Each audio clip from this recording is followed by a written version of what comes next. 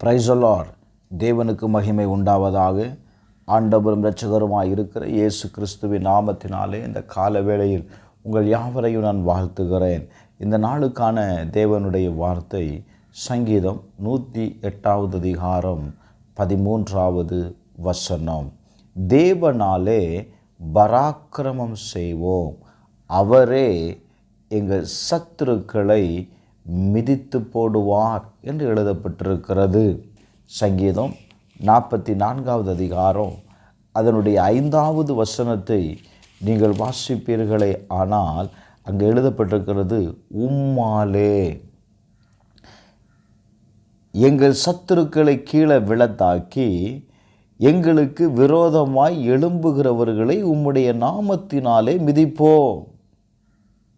நல்லா கவனிங்க, உம்மாலே எங்கள் சத்துருக்களை கீழே விழத்தாக்கி.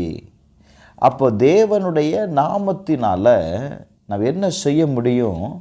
நம்முடைய சத்துருக்களை கீழே விழ வைக்க முடியும். பாருங்களேன், சங்கீதம் 18வது அதிகாரம் 29வது வசனத்திலிருந்து நீங்கள் 34வது வசனம் வரை நீங்கள் வாசிக்கும்போது சங்கீதக்காரனாகிய தாவீது சொல்லுகிற வார்த்தையை நீங்கள் கவனிங்க.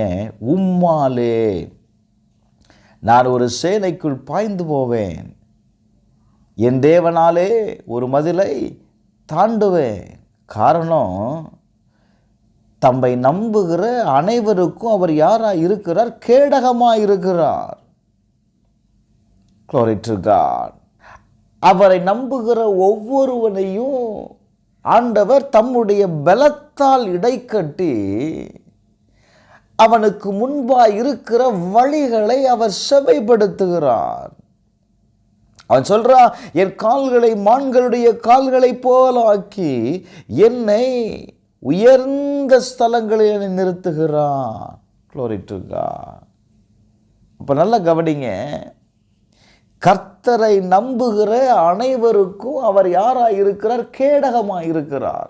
ஏங்க, ஒரே ஒரு மனிதன் பெலிஸ்தியனுக்கு முன்பாக சமஸ்த இஸ்ரவேல் ஜனங்கள், இஸ்ரவேல் ராஜ்யம் முழுவதும் பயந்து கொண்டிருக்கிறது. ஒவ்வொரு நாளும் பயந்து கொண்டிருக்கிறார்கள். அந்த பெலிஸ்தியனுக்கு முன்பாக அவன் நின்று கொண்டு அவனை இன்றைக்கு கர்த்தர் என் கையில் ஒப்பு கொடுப்பான். அவன் சொல்ற வார்த்தையை கவனிங்களா?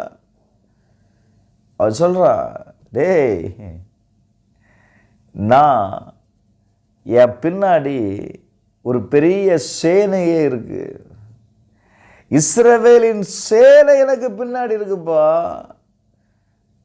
Glory to God. அவன் யாரை நிறுத்தினான் பாருங்க, தேவனுடைய பலத்தை அவன் சார்ந்து கொண்டான், தேவனுடைய பராக்கிரமத்தை அவன் சார்ந்து கொண்டான். எனக்கு அன்பானவர்களே, இன்றைக்கு நம்முடைய வாழ்க்கையில் வருகிற சூழ்நிலைகள், எதிர்மறையாக இருக்கிற பிரச்சனைகளை நீங்கள் மேற்கொள்வதற்கு யாரை சார்ந்திருக்கிறீர்கள்? தேவனை நம்பி இருக்கிற ஒவ்வொருவருக்கும் அவர் கேடகமாக இருக்கிறார்.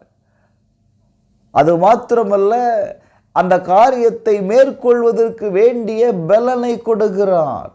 கோலியாத்தை வீழ்த்துவதற்கு தாவீது தேவனை நம்பியிருந்தான்.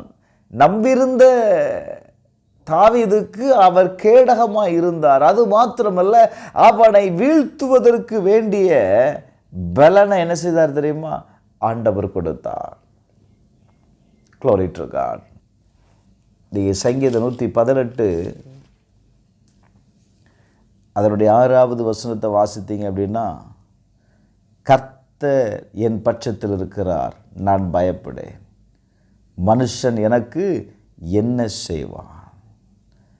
எனக்கு அனுகூலம் பண்ணுகிறவர் நடுவில் கர்த்தர் என் பட்சத்தில் இருக்கிறார், என் சத்துருக்களின் சரிகட்டுதலை நான் காண்பேன். அதனால தான் சொல்கிறான், மனுஷனை நம்புவதை பார்க்கிலும் கர்த்தர் மேல் பற்றுதலாயிருப்பது நலம். இன்றைக்கு நீங்கள் யாரை நம்புகிறீங்க? கர்த்தரை நம்புவீங்க அப்படின்னா கர்த்தர் உங்களுக்கு கேடகமாக இருப்பார். ரெண்டாவது, உங்களுக்கு பலனை கொடுக்கிறார். வேதம் சொல்லுகிறது, கர்த்தர் உங்கள் பட்சத்தில் இருக்கிறார். கர்த்தர் உங்கள் பட்சத்தில் இருக்கும்போது ஒரு மனுஷனாலையும் ஒன்று செய்ய முடியாது.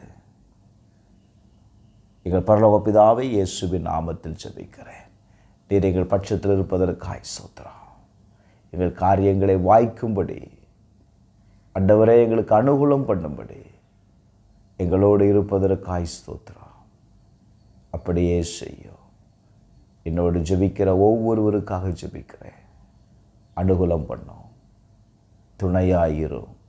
இயேசுவின் நாமத்தில் பிதாவே, ஆமென்.